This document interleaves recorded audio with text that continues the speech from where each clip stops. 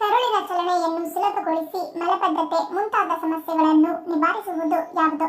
Options A ಬಾಳೆಹಣ್ಣು, B ಸಿಹಿ ಗೆಣಸು, ಸಿ ಪಪ್ಪಾಯಿ, ಡಿ ಮೊಸರು.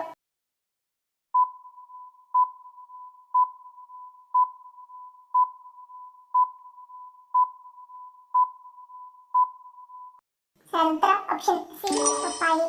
ಪಪ್ಪಾಯಿಯಲ್ಲಿ ಉತ್ತಮ ಪ್ರಮಾಣದ ಫೈಬರ್ ಇದ್ದು ಇದು ಕರುಳಿನ ಚಲನೆಯನ್ನು ಸುಲಭಗೊಳಿಸುತ್ತದೆ ಮತ್ತು ಮಲಬದ್ಧತೆ ಮುಂತಾದ ಸಮಸ್ಯೆಗಳನ್ನು ನಿವಾರಿಸುತ್ತದೆ. ಪಪ್ಪಾಯಿ ಕಿಣ್ವವು ಪ್ರೋಟೀನ್ಗಳನ್ನು ಒಡೆಯಲು ಸಹಾಯ ಮಾಡುತ್ತದೆ. ಇದು ಉತ್ತಮ ಜೀರ್ಣಕ್ರಿಯೆಗೆ ಸಹಾಯ ಮಾಡುತ್ತದೆ.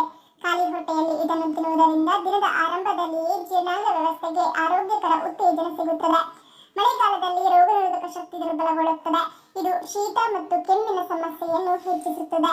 ಇಂತಹ ಪರಿಸ್ಥಿತಿಯಲ್ಲಿ ನಿಮ್ಮ ಆಹಾರದಲ್ಲಿ ಪಪ್ಪಾಯಿಯನ್ನು ಸೇವಿಸುವುದರಿಂದ ಇದರಲ್ಲಿರುವ ವಿಟಮಿನ್ ಸಿ ರೋಗನಿರೋಧಕ ಶಕ್ತಿಯನ್ನು ಬಲಪಡಿಸುತ್ತದೆ. ಇದು ನಿಮ್ಮನ್ನು ಹಲವಾರು ರೋಗಗಳಿಂದ ದೂರವಿಡುತ್ತದೆ. ಮುತ್ತುಗಳ ದ್ವೀಪ ಎಂದು ಯಾವ ದೇಶವನ್ನು ಕರೆಯುತ್ತಾರೆ?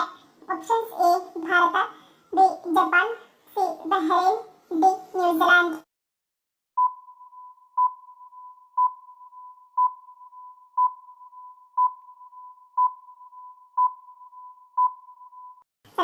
Option C Bahrain. ಪರ್ಷಿಯನ್ ಕೊಲ್ಲಿಯಲ್ಲಿರುವ ಮತ್ತು ಕಟಾರ್ ಪರ್ಯಾಯ ದ್ವೀಪ ಮತ್ತು ಸೌದಿ ಅರೇಬಿಯಾದ ಪೂರ್ವ ಕರಾವಳಿಯ ನಡುವೆ ಇರುವ ದ್ವೀಪ ರಾಷ್ಟ್ರವಾದ ಬಹ್ರೇನ್ ಸಾಮ್ರಾಜ್ಯವನ್ನು ಮುತ್ತುಗಳ ದ್ವೀಪ ಎಂದು ಕರೆಯಲಾಗುತ್ತದೆ. ದೇಶದ ಜನಪ್ರಿಯ ಮುತ್ತು ಕೃಷಿ ಉದ್ಯಮದಿಂದಾಗಿ ಇದಕ್ಕೆ ಅಡ್ಡ ಹೆಸರು ಬಂದಿದೆ. ಬಹ್ರೇನ್ನ ಮುತ್ತು ಕೃಷಿ ವ್ಯವಹಾರವು ಕೊಲ್ಲಿಯಲ್ಲಿ ಮತ್ತು ಪ್ರಪಂಚದಾದ್ಯಂತ ಬಲವಾದ ಉಪಸ್ಥಿತಿಯನ್ನು ಹೊಂದಿದೆ. ಇದು ದೇಶದ ಆರ್ಥಿಕತೆಗೆ ಉನ್ನತಿಗೇರಿಸುವ ಉತ್ತೇಜನವನ್ನು ನೀಡುತ್ತದೆ. ದೇಶದ ಮುತ್ತುಗಳು ತಮ್ಮ ಶುದ್ಧತೆ ಮತ್ತು ಅದ್ಭುತ ಸೌಂದರ್ಯಕ್ಕಾಗಿ ಬಹಳ ಹಿಂದಿನಿಂದಲೂ ಪೌರಾಣಿಕ ಸ್ಥಾನವನ್ನು ಹೊಂದಿವೆ. ಮಧುಮೇಹಿಗಳು ಅತಿಯಾಗಿ ಪೇರಳೆ ಹಣ್ಣು ತಿಂದರೆ ಏನಾಗುತ್ತದೆ? ಆಪ್ಷನ್ಸ್ ಎ ರಕ್ತ ಹೆಪ್ಪುಗಟ್ಟುವಿಕೆ, ಬಿ ಮೂತ್ರ ಹೆಚ್ಚಳ, ಸಿ ಪಾದ ಉರಿ, ಡಿ ಸಕ್ಕರೆ ಹೆಚ್ಚಳ.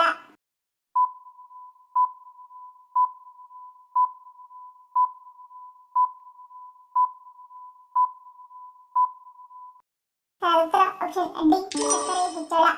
ಮಾಗಿದ ಪೇರಳೆಯಲ್ಲಿರುವ ನೈಸರ್ಗಿಕ ಫ್ರಕ್ಟೋಸ್ ದೇಹದಲ್ಲಿನ ಗ್ಲೂಕೋಸ್ ಮಟ್ಟವನ್ನು ಹೆಚ್ಚಿಸುತ್ತದೆ. ಆದ್ದರಿಂದ ಅವುಗಳನ್ನು ಹೆಚ್ಚು ಸೇವಿಸುವುದರಿಂದ ರಕ್ತದಲ್ಲಿನ ಸಕ್ಕರೆ ಮಟ್ಟ ಹೆಚ್ಚಾಗುವ ಸಾಧ್ಯತೆ ಇದೆ. ಪೇರಳೆಯನ್ನು ಬಿಸಿ ಆಹಾರದೊಂದಿಗೆ ತಿನ್ನುವುದು ಸೂಕ್ತವಲ್ಲ. ಬಿಸಿ ಪದಾರ್ಥಗಳೊಂದಿಗೆ ತಿನ್ನುವುದು ಜೀರ್ಣಕಾರಿ ಸಮಸ್ಯೆಗಳಿಗೆ ಕಾರಣವಾಗಬಹುದು. ಇದಕ್ಕೆ 1 ರಿಂದ 2 ಸಿಹಿ ಪೇರಳೆಗಳನ್ನು ತಿನ್ನಬಹುದು. ಮಧ್ಯಾಹ್ನ ಅಥವಾ ಸಂಜೆ ಪೇರಳೆ ತಿನ್ನುವುದು ಉತ್ತಮ. ಪೂರ್ಣವಾಗಿ ಹಣ್ಣಾಗದ ಅಥವಾ ಸ್ವಲ್ಪ ಮೆತ್ತಗಿನ ಹಣ್ಣುಗಳನ್ನು ಆರಿಸಿಕೊಳ್ಳುವುದು ಉತ್ತಮ. ಆದರೆ ಬೀಜಗಳನ್ನು ತೆಗೆದು ತಿನ್ನುವುದು ಸಹ ಉತ್ತಮ. ಮುಟ್ಟಿನ ಸೆಳೆತವನ್ನು ಶಮನಗೊಳಿಸಲು ಯಾವುದು ಸಹಾಯ ಮಾಡುತ್ತದೆ? ಆಪ್ಷನ್ಸ್ ಎ ಕ್ಯಾರೆಟ್, ಬಿ ಹಾಲು, ಸಿ ಬಿಸಿ ನೀರು, ಡಿ ಮಜ್ಜಿಗೆ.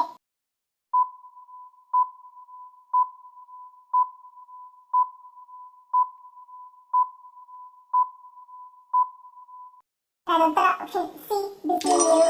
ಬೆಚ್ಚಗಿನ ನೀರು ಗರ್ಭಾಶಯದ ಸ್ನಾಯುಗಳನ್ನು ಸಡಿಲಗೊಳಿಸಲು ಸಹಾಯ ಮಾಡುತ್ತದೆ. ಸೆಳೆತ ಮತ್ತು ಸಂಬಂಧಿತ ನೋವನ್ನು ಕಡಿಮೆ ಮಾಡುತ್ತದೆ. ಹೆಚ್ಚುವರಿಯಾಗಿ ಇದು ಗರ್ಭಾಶಯಕ್ಕೆ ರಕ್ತದ ಹರಿವನ್ನು ಹೆಚ್ಚಿಸಲು ಸಹಾಯ ಮಾಡುತ್ತದೆ. ಇದು ಗುಣಪಡಿಸುವಿಕೆಯನ್ನು ಉತ್ತೇಜಿಸುತ್ತದೆ ಮತ್ತು ಉರಿಯೂತವನ್ನು ಕಡಿಮೆ ಮಾಡುತ್ತದೆ. ಬೆಚ್ಚಗಿನ ನೀರಿನಿಂದ ಹೈಡ್ರೀಕರಿಸಿದ ನೀರನ್ನು ಕುಡಿಯುವುದರಿಂದ ಮುಟ್ಟಿನ ಸಾಮಾನ್ಯ ಲಕ್ಷಣಗಳಾದ ಉಬ್ಬುವುದು ಮತ್ತು ನೀರಿನ ಧಾರಣವನ್ನು ಕಡಿಮೆ ಮಾಡಲು ಸಹಾಯ ಮಾಡುತ್ತದೆ. ನಮ್ಮ ದೇಹದಲ್ಲಿ ಆಮ್ಲ ಪಿತ್ತ ಹೆಚ್ಚಾಗುತ್ತಿದ್ದರೆ ಅದಕ್ಕೆ ಮುಖ್ಯ ಕಾರಣಗಳೇನು? ಆಪ್ಷನ್ಸ್ ಎ ಹೆಚ್ಚು ತಿನ್ನುವುದು, ಬಿ ಧೂಮಪಾನ, ಸಿ ವೇಗವಾಗಿ ತಿನ್ನುವುದು, ಡಿ ಮೇಲಿನ ಎಲ್ಲವೂ.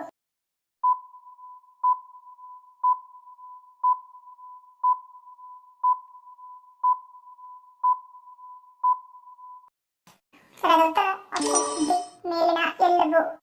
ರಾತ್ರಿ ಮಲಗುವ ಸಮಯದಲ್ಲಿ ಅತಿ ಹೆಚ್ಚು ತಿನ್ನುವುದರಿಂದ ಹೊಟ್ಟೆಯ ಮೇಲೆ ಒತ್ತಡ ಬೀಳುತ್ತದೆ. ಹೊಟ್ಟೆಯ ಮೇಲ್ಮುಖವಾಗಿ ಹರಿದು ಅನ್ನನಾಳದಲ್ಲಿ ಸಮಸ್ಯೆ ತರುತ್ತದೆ.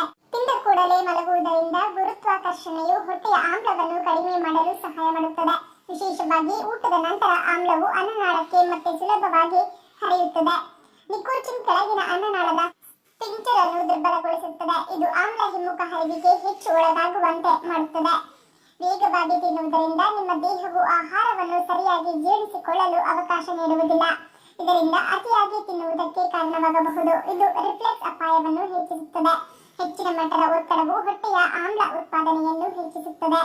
ಅಸ್ತಮಾ, ಅಧಿಕ ರಕ್ತದೊತ್ತಡ ಮತ್ತು ನೋವು ನಿವಾರಕ ಔಷಧಿಗಳು ಸೇರಿದಂತೆ ಕೆಲವು ಔಷಧಿಗಳು ನಮ್ಮ ದೇಹದಲ್ಲಿ ಆಮ್ಲಪಿತ್ತ ಹೆಚ್ಚಾಗಲು ಕಾರಣವಾಗುತ್ತವೆ.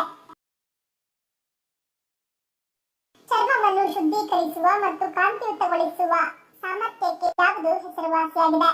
ಆಪ್ಷನ್ಸ್ ಎ ಕಡಲೆ ಹಿಟ್ಟು, ಬಿ ಬಾಳೆಹಣ್ಣು, ಸಿ ಜೇನುತುಪ್ಪ, ಡಿ ಮೇಲಿನ ಎಲ್ಲವೂ.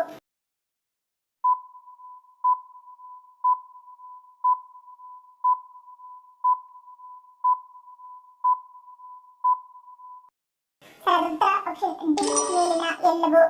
ಕಡಲೆ ಹಿಟ್ಟು ಅನೇಕ ಸಂಸ್ಕೃತಿಗಳಲ್ಲಿ ಜನಪ್ರಿಯ ಕ್ಲೆನ್ಸರ್ ಆಗಿದ್ದು ಚರ್ಮವನ್ನು ಶುದ್ಧೀಕರಿಸುವ ಮತ್ತು ಕಾಂತಿಯುತಗೊಳಿಸುವ ಸಾಮರ್ಥ್ಯಕ್ಕೆ ಹೆಸರುವಾಸಿಯಾಗಿದೆ.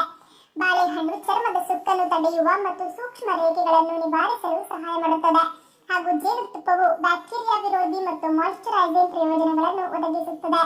ಕೈಗಳಿಂದ ಅಥವಾ ರಾಸಾಯನಿಕ ಫೇಸ್ ವಾಶ್ಗಳನ್ನು ಬಳಸಿ ಮುಖ ತೊಳೆಯುವುದಕ್ಕಿಂತ ಕೇವಲ ನೀರನ್ನು ಚಿಮುಕಿಸುವುದರ ಮೂಲಕ ನೀವು ರಾತ್ರಿಯಿಡೀ ಸಂಗ್ರಹವಾದ ಕೊಳಕನ್ನು ತೆಗೆಯಬಹುದು. ಆಪಲ್ ತಿನ್ನುವುದರಿಂದ ಯಾವ ರೋಗ ವಾಸಿಯಾಗುತ್ತದೆ? ಆಪ್ಷನ್ಸ್ ಎ ಬಿಪಿ, ಬಿ ಪಾರ್ಶ್ವವಾಯು, ಸಿ ಹೃದಯಾಘಾತ, ಡಿ ಮೇಲಿನ ಎಲ್ಲವೂ.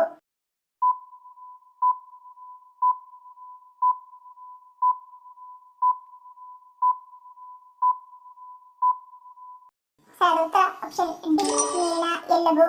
ಈ ಕೆಂಪು ಹಣ್ಣು ಹೃದಯದ ಆರೋಗ್ಯವನ್ನು ಕಾಪಾಡಲು ಹಾಗೂ ಹೃದಯದ ಕಾಯಿಲೆಗಳನ್ನು ತಡೆಗಟ್ಟುವಲ್ಲಿ ಬಹುಮುಖ್ಯವಾದ ಪಾತ್ರ ವಹಿಸುತ್ತದೆ. ಕೆಂಪು ಸೇಬಿನಲ್ಲಿರುವ ಫ್ಲೇವನಾಯ್ಡ್ಗಳು ಮತ್ತು ಕ್ವೆರ್ಸೆಟಿನ್ ಉರಿಯೂತ ಕಡಿಮೆ ಮಾಡಲು ಹಾಗೂ ರಕ್ತ ಹೆಪ್ಪುಗಟ್ಟುವುದನ್ನು ತಡೆಯಲು ಸಹಾಯ ಮಾಡುತ್ತದೆ. ಇದು ಕರಗುವ ಫೈಬರ್ನಲ್ಲಿಯೂ ಸಮೃದ್ಧವಾಗಿದೆ. ಇದು ಕೊಲೆಸ್ಟ್ರಾಲ್ ಮಟ್ಟವನ್ನು ಕಡಿಮೆ ಮಾಡಲು ಪ್ರಯೋಜನಕಾರಿಯಾಗಿದೆ.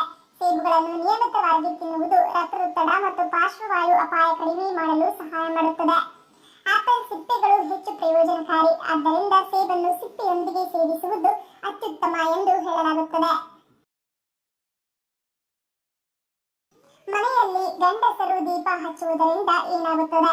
ಆಪ್ಷನ್ಸ್ ಎ ಸಮೃದ್ಧಿ, ಬಿ ಮಂಗಳಕರ, ಸಿ ಸ್ತ್ರೀ ಶಾಪ, ಡಿ ಬಡತನ.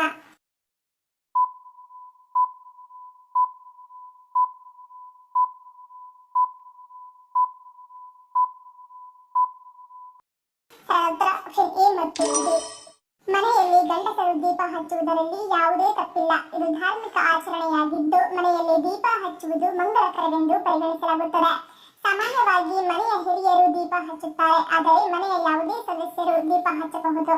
ಗಂಡಸರು ದೀಪ ಹಚ್ಚುವುದರಿಂದ ಮನೆಯಲ್ಲಿ ಸುಖ, ಶಾಂತಿ ಮತ್ತು ಸಮೃದ್ಧಿ ಉಂಟಾಗುತ್ತದೆ. ಸಂಕ್ಷಿಪ್ತವಾಗಿ ಹೇಳುವುದಾದರೆ ಮನೆಯಲ್ಲಿ ಗಂಡಸರು ದೀಪ ಹಚ್ಚುವುದರಿಂದ ಯಾವುದೇ ತೊಂದರೆ ಇಲ್ಲ.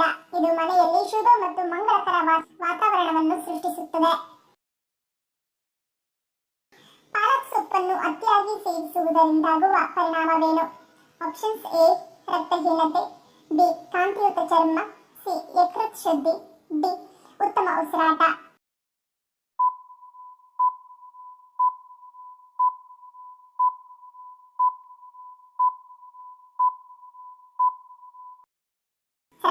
ಆಪ್ಷನ್ ಎ ರಕ್ತಹೀನತೆ. ಸಾಮಾನ್ಯವಾಗಿ ಪಾಲಕ್ ಸೊಪ್ಪಿನಲ್ಲಿ ಆಕ್ಸಲೇಟ್ ಅಧಿಕವಾಗಿದೆ. ಇದನ್ನು ನಿಯಮಿತವಾಗಿ ಸೇವಿಸುವುದರಿಂದ ಮೂತ್ರಪಿಂಡದ ಸಮಸ್ಯೆಗಳು ಉಂಟಾಗಬಹುದು.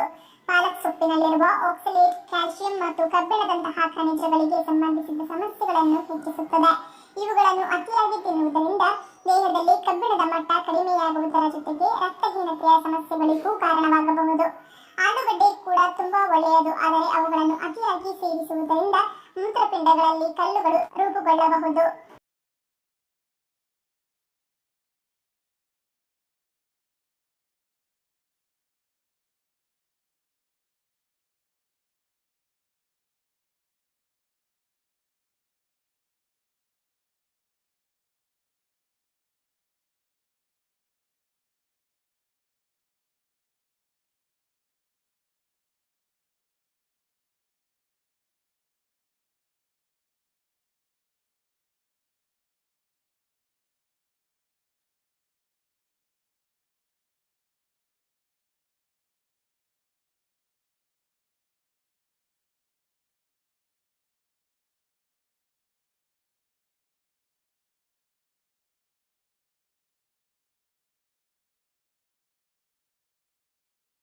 ಧನ್ಯವಾದಗಳು. ನಿಮ್ಮ ಪ್ರೀತಿಯ ಲೈಕ್ ಕೊಟ್ಟು ಪ್ರೋತ್ಸಾಹಿಸಿ. ಇನ್ನು ಹೆಚ್ಚಿನ ಮಾಹಿತಿಗೆ ನಮ್ಮ ಚಾನೆಲ್ ಸಬ್ಸ್ಕ್ರೈಬ್ ಮಾಡಿ, ಪಕ್ಕದಲ್ಲಿರುವ ಬೆಲ್ ಬಟನ್ ಕ್ಲಿಕ್ ಮಾಡಿ. ಇನ್ನೊಂದು ಇಂಟ್ರೆಸ್ಟಿಂಗ್ ಪ್ರಶ್ನೆಗಳೊಂದಿಗೆ ಸಿಗ್ತೀನಿ. Love you all, take care.